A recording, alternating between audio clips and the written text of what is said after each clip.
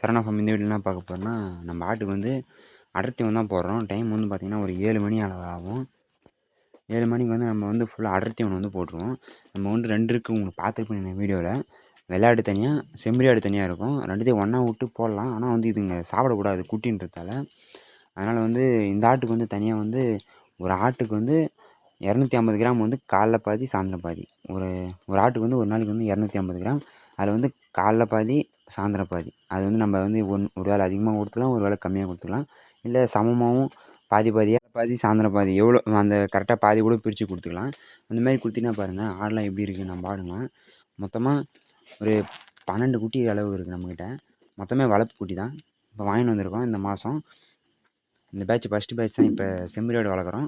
இந்த பேட்ச் வளர்த்து விற்றுட்டு ப்ராஃபிட் எவ்வளோன்னு சொல்லிட்டு இந்த ஒரு 2 மாதத்தில் ஒரு 3 மாதத்தில் கண்டிப்பாக தெரிஞ்சிடும்.